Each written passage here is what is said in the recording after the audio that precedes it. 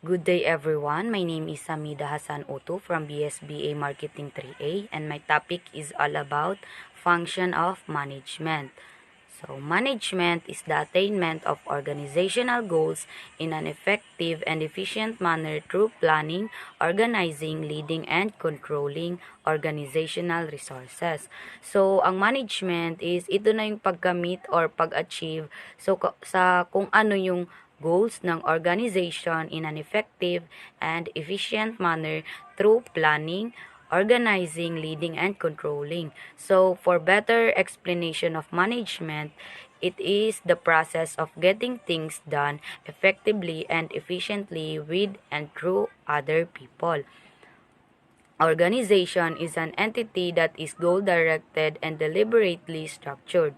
Effectiveness is the degree to which the organization achieves stated goal. So, effectiveness means doing things correctly.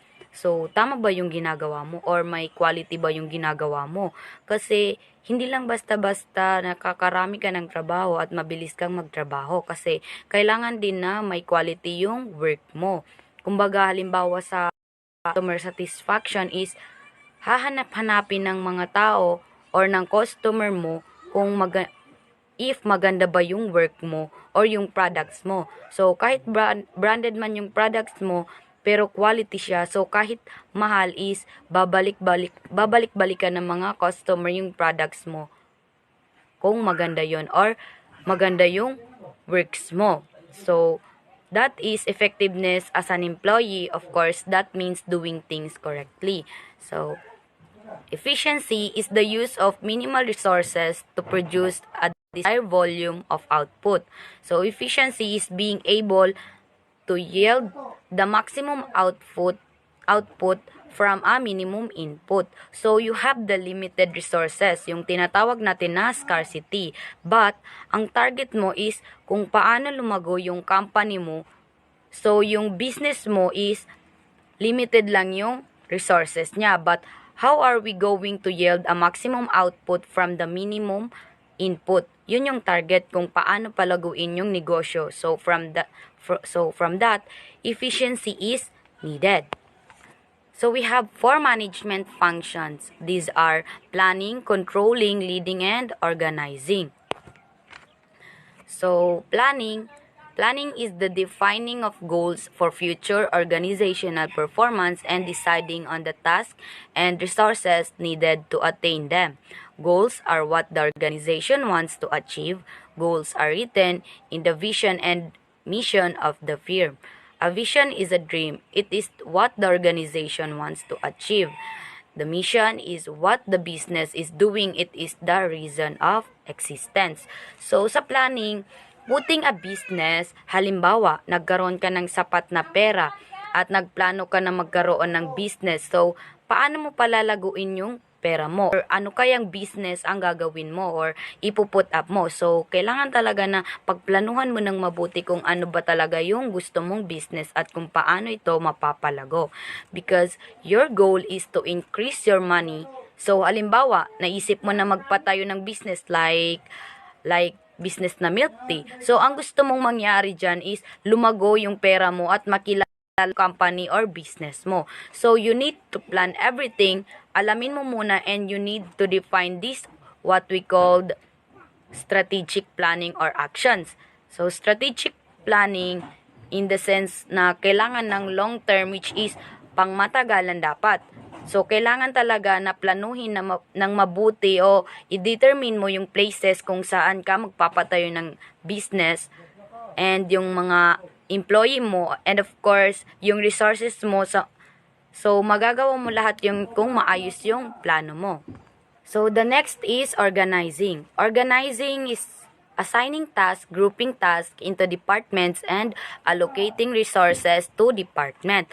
So, sa organizing is kailangan mong ayusin yung company mo. So, in what way? So, meron tayong tinatawag na top level. So, mag-i-employ ka, kailangan mo ng mga kasama, kailangan mo ng mga branch managers, nang sa ganon, sila naman ang titingin sa mga employee mo. So, yung mga branch managers, is sila yung magre-report sa'yo. So, there is what we call harmonious relationship. Kasi nga, maayos or organized lahat-lahat. And kung organized din lahat ng bagay is mas maayos tignan kung organized talaga yung work mo. Lahat is nakikipag-coordinate at mas mabilis mo ma-achieve yung goals mo.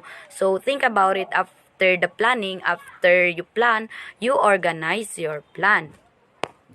So, the next is leading. Leading is the use of influence to motivate employees to achieve the organization's goals.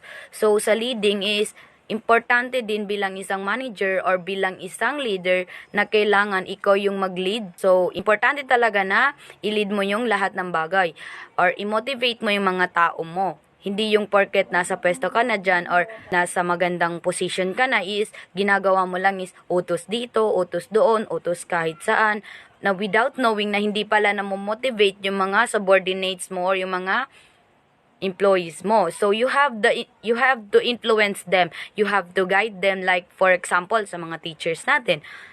So yung ginagawa nila is they are actually guiding us para ma-achieve natin yung mga goals natin and minomotivate nila tayo para mapabuti yung pag-aaral natin.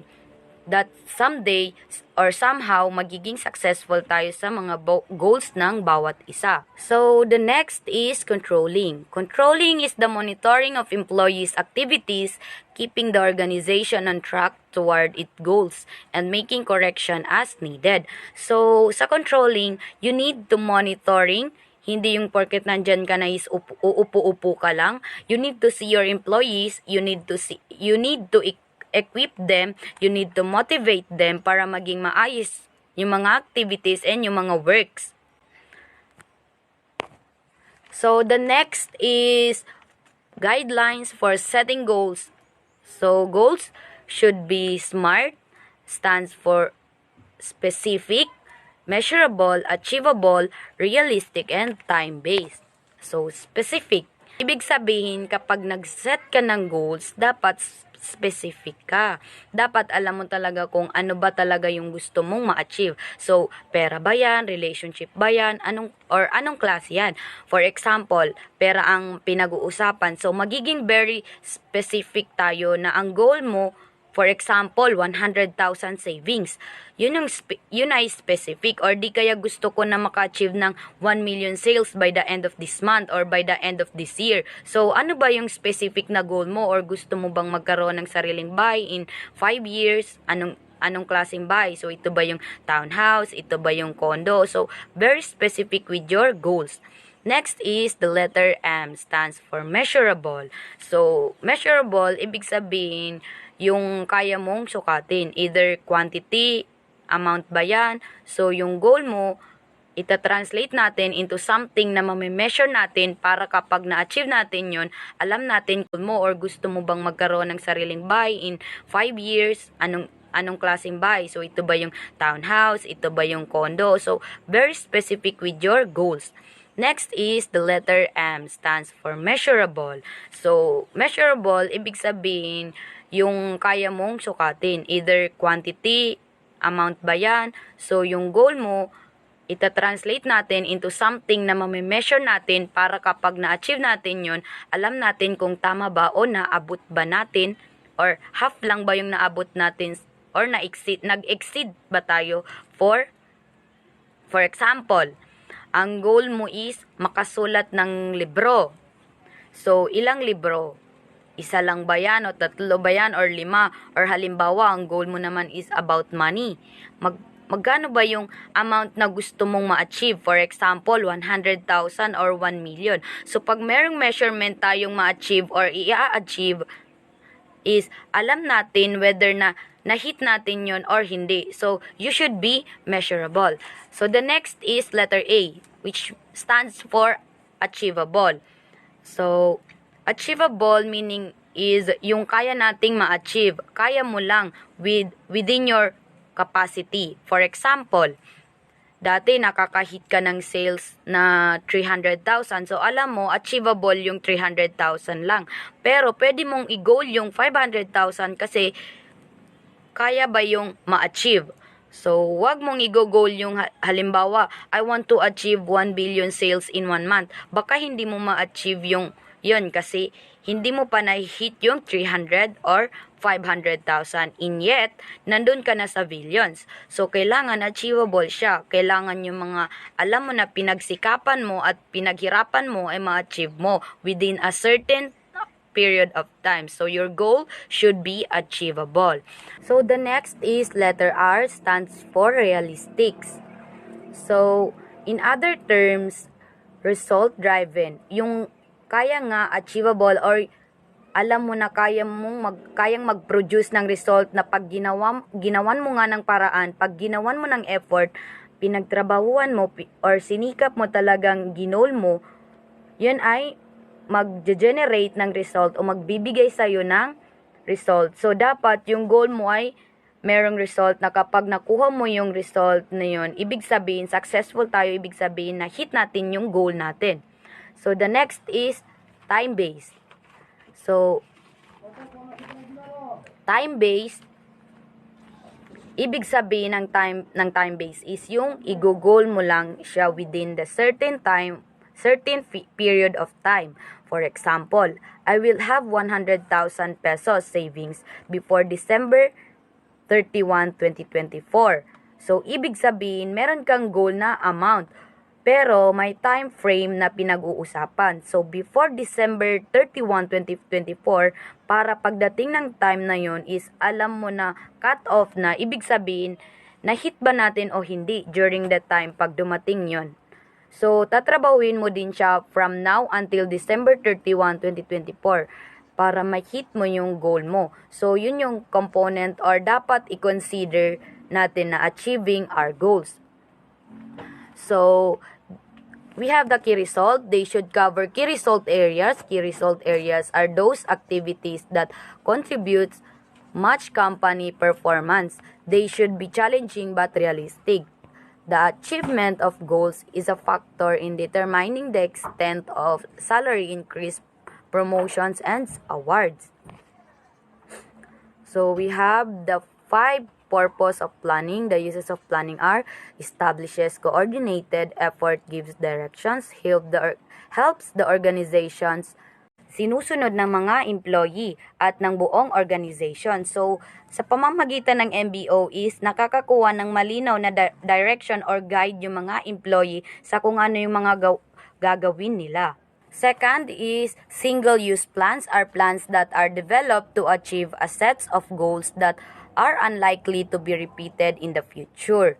Single-use plans is ito yung mga plano na binuo upang makamit ang isang set ng mga layunin na malamang hindi pwedeng maulit sa hinaharap. So ito yung mga plano na na-create para tugunan ng isang particular na pangangailangan or situation na hindi inaasahang muling mangyari. The third is standing plans are ongoing plans used to provide guidance for tasks performed repeatedly within the organization. So, the standing plans is ito yung mga patuloy na mga plano na ginagamit para magbigay ng guide para sa mga gawain na paulit-ulit na isinasagawa sa loob ng organization. Halimbawa ng standing plans is ang mga patakaran o procedure sa pag-recruit at pag-train ng mga new employees. So the last is contingency plans are plans that define company responses to specific situations such as emergencies and setbacks. So, ang contingency plans ay ang mga plano na nagtatakda ng mga tugon ng company sa particular na mga situation tulad ng mga emergency at mga setbacks. Halimbawa nito ay ang mga plano para sa mga technical na mga problema tulad ng pagbagsak ng sistema ng computer o paggawa ng kuryente. So, organizing. Knowledge of the following terminology is important to understand organizing, the second function of management. So, organizing is the development of organizational resources to achieve work specification.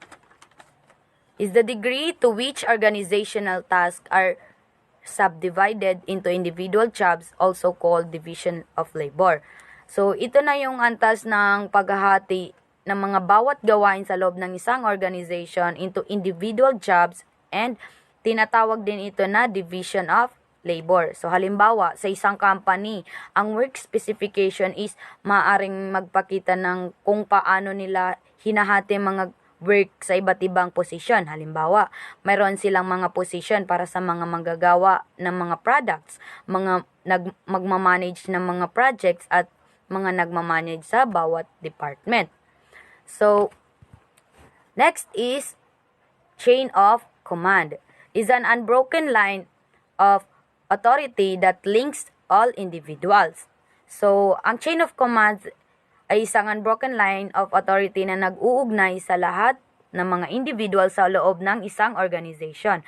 So, pinapakita rin nito kung paano nila inaayos ang bawat position ng mga tao nila sa isang hierarchical structure. So, halimbawa, sa isang company, ang chain of command is maaaring magpakita kung sino ang sumusunod sa loob ng isang organization. And may mga mas matataas na antas sa pamamahala tulad ng CEO, Vice President, at mga nagmamanage ng bawat department, mga supervisor, and employees. So the next is authority. Is the formal and legitimate right of manager to make decision, issue orders, and allocate resources to achieve organizationally desired outcomes. So, ang authority is isa siyang formal and legitimate right ng isang manager na gumawa ng decision, maglabas ng mga utos, at maglaan ng mga mapagkukunan para makamit ang mga inaasahang results ng organization. Halimbawa, sa isang company, ang isang manager na may authority ay may karapatan na magpasya sa mga bagay tulad ng pagpili ng mga projects, pagsets ng mga goals, pagbibigay ng mga utos sa mga employees, at paglalaan ng mga mapagkukunan like budget at mga kagamitan. So, next is the responsibility. Is the employee's duty to perform the assigned task or activities. So, ito na yung mga tungkulin ng mga employees na gawin yung mga assigned sa kanila na trabaho or activity. So, ito yung mga obligations ng isang individual na gawin ang kanilang mga responsibility sa loob ng organization. So, halimbawa sa isang company, ang mga employees ay may mga responsibility na gawin ang kanilang mga trabaho ng maayos at sa tamang oras. The next is accountability. Is the duty of people with authority and responsibility to report and justify task outcomes to those above them in the chain of command. So, ang accountabilities, ito na yung mga tungkulin ng mga taong may kapangyarihan at responsibility na mag-ulat at ipaliwanag ang mga results ng kanilang mga ginawa or ginagawa. Halimbawa, sa isang company, ang mga managers at mga leader na may responsibility na mag-report sa mga result ng kanilang mga department o mga projects sa mga mataas na level ng management. We have number 9, delegation, is the process managers use to transfer authority and responsibility to positions below them and in the hierarchy. So how to delegate? Delegate the whole task, select the right person, ensure that authority equals responsibility, give thorough instructions, maintain feedback, and evaluate and rewards performance. So, ang delegation is ito na yung process na ginagamit ng mga managers para ilipat ang responsibility sa position ng hierarchy structure. Halimbawa, ang isang manager ay maaaring mag-delegate ng responsibility sa kanyang mga workers sa pamamagitan ng pagtatalaga ng mga gawain at pagbibigay ng mga decision na pwedeng gawin ng mas mababang posisyon. So, nagbibigay din ito ng daan sa mga employees nila na magkaroon ng mas malawak na authority at pagkakataon na may pakita ang kanilang kakayahan sa pagtupad ng mga work nila. So, we have the line authority. Is a form of authority in which individuals in management position have the formal power to direct and control immediate subordinates. So, ito ay isang form ng authority kung saan ang mga individual sa mga position ng management ay nagturo or nagko-control ng direct subordinates. Halimbawa, sa pamamagitan ng line authority, ang mga taong may position sa management ay may karapatan na magdesisyon, mag-utos at mag-manage ng direct subordinates sa loob ng isang organization. So, staff authority is a form of authority granted to staff specialists in their areas of expertise. So, sa staff authority ito yung isang authority na nagbibigay ng organization. So, staff authority is a form of authority granted to staff specialists in their areas of expertise. So, sa staff authority ito yung isang authority na nagbibigay sa mga specialist sa kanilang mga kaalaman. Halimbawa, ang isang IT specialist na may staff authority ay pwedeng magbigay ng mga recommendation sa pagpili ng mga technology na solution para sa company. So, like example sa HR specialist na may staff authority din, ay pwedeng magbigay ng mga payo at guide sa mga issue sa paggawa, pagpili ng mga employees at pagpapatupad ng mga rules at process ng HR. Span of management or span of control is the number of the employees who report to supervisor. So, ito na yung bilang ng mga employees na nagre-report sa kanilang supervisor. Ito ay nagpapakita kung gaano karami ang mga tauhan ng isang supervisor na nagmamanage at nagbibigay ng direction sa loob ng isang organization. Halimbawa, kung ang isang supervisor ay mayroong 10 employee na nagre-report sa kanilang organization or assign na work, is ibig sabihin sila ay responsible sa pag-guide at pagmamanage sa mga 10 employees na sumusunod sa kanila. Departmentalization is the basis on which individuals are grouped into departments and departments into total organization. So, ito na yung basis kung saan inilalagay ang mga individuals sa mga bawat department at ang mga department naman ng kabuuan ng bawat organization. Halimbawa, sa isang company, ang departmentalization ay maaaring tungkol sa iba't ibang kategory tulad ng mga gawain, produkto, mga customer, or segment o mga rehiyon. So, we have functional structure is an organizational structure in which positions are grouped into department based on skills, expertise, and resource use. So, ito ay isang uri ng organizational structure kung saan ang mga position ay pinagsasama-sama sa bawat department tungkol sa mga skills at paggamit nila ng mga resources. Halimbawa, sa isang company na may functional structure ay pwedeng magkaroon ng ang mga department tulad ng production, marketing, HR at iba pa. So, ibig sabihin, sa bawat department, ang mga employees na nagtatrabaho sa mga work na nag-uugnay sa kanilang specialization at skills. So, the next is divisional structure. Is an organization structure in which department are grouped based on similar organizational outputs. So, ito ay isang uri ng structure sa isang organizational kung saan ang mga bawat department ay pinagsasama-sama tungkol sa mga output ng organization. So, like for example, sa isang company na may divisional structure is maaaring magkaroon ng mga department na nakafocus sa iba't ibang mga product or service na inaalok ng mga company. So, ang bawat department ay may sariling control sa kanilang mga special output. So, the next is cross-functional team is a group of employees assigned to a functional department that meets as a team to resolve mutual problems. So, ito na yung isang grupo ng mga employees na appointed sa isang functional department na nagtitipon bilang isang team para masolve yung mga mutual problems nila. So, halimbawa, ang isang company is maaaring magkaroon ng isang cross-functional team na binubuo ng bawat member mula sa department like production, marketing, finance, at iba pa.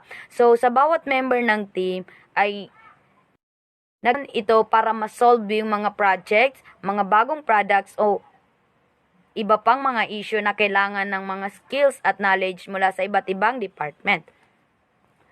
So the next is permanent team is a group of participants from several functions who are permanently assigned to solve ongoing problems of common interest. Ang permanent team is ito na yung mga grupo ng mga participants mula sa iba't ibang functions that permanently assigned para ma-solve yung mga ongoing na problems in common interest. Halimbawa, sa isang company is pwedeng magkaroon ng isang permanent team na binubuo ng mga participants mula sa mga department tulad ng productions, marketing, o iba pang mga issue na kailangan ng mga skills at knowledge mula sa iba't ibang department.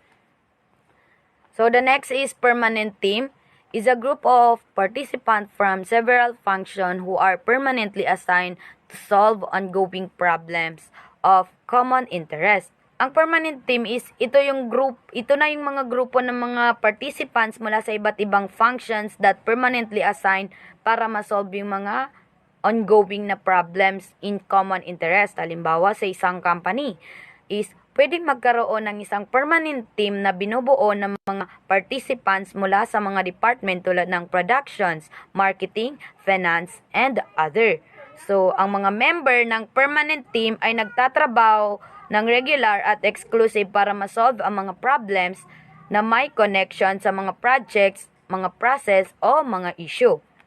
So, the next is network structure.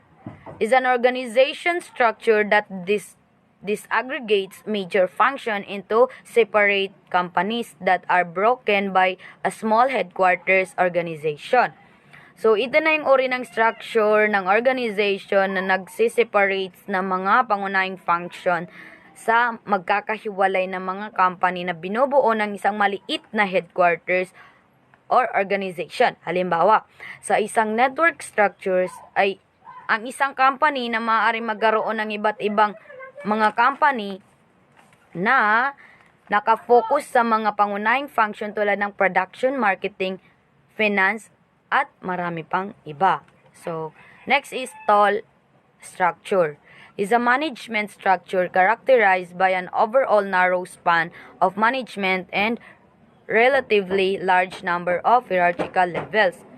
So, ito na yung isang management structure na kumakatawan sa pangkalahatang narrow span of management at isang malaking bilang ng mga hierarchy. Isa itong uri ng structure ng management na may maraming mga level ng pagmamanage at mas konting mga employee sa bawat level. So, halimbawa, sa isang company ay pwedeng magkaroon ng maraming level ng pagmamanage tulad ng mga manager, mga supervisor, mga team leader, at iba pa. So, we have flat structure. Is a management structure characterized by an overall broad span of control and relatively few hierarchical levels. So, ito na yung isang uri ng structure ng management na kumakatawan sa pangkalahatang overall span of control at may konting bilang ng mga level ng hierarchy. So, isa itong paraan ng pagpapangkat ng mga gawain or work sa loob ng isang organization. So, kung saan ang span of control ay malawak at may konting bilang ng mga antas sa pagmamanage. Halimbawa sa isang company, maaaring magkaroon ng mas malawak na span of control kung saan ang isang supervisor ay may responsibility sa mga maraming employees. Pwede magkaroon ng maraming level ng pagmamanage tulad ng mga manager, mga supervisor, mga team leader, at iba pa. So, we have flat structure. Is a management structure characterized by an overall broad span of control and relatively few hierarchical levels. So, ito na yung isang uri ng structure ng management na kumakatawan sa pangkalahatang overall span of control at may konting bilang ng mga level ng hierarchy. So, isa itong paraan ng pagpapangkat ng mga gawain or work sa loob ng isang organization. So, kung saan ang span of control ay malawak at may konting bilang ng mga antas sa pagmamanage. Halimbawa, So, halimbawa sa isang company, maaring magkaroon ng mas malawak na span of control kung saan ang isang supervisor ay may responsibility sa mga maraming employees. So, the next is centralization. Is the location of decision authority near top organization level. So, ang centralization ay ang paglalagay ng authority sa pagdidesisyon malapit sa pinakamataas na antas ng organization. Halimbawa, sa isang company na may centralization, ang mga mahalagang decision ay karaniwang ginagawa ng mga top-level executives or mga leader sa pinakamataas na level ng organization. So, sila ang mga may control sa pagpaplano or pagdidesisyon sa pagbuo ng mga patakaran sa bawat company. So, the next is decentralization is the location of decision authority near lower organizational levels. So, ang decentralization is ito na yung paglalagay ng authority decision malapit sa mas mababang antas ng organization. Ito yung isang paraan ng pagmamanage kung saan ang mga decision ay ginagawa at kontrolado ng mga leader or namumuno sa mababang antas ng organization tulad ng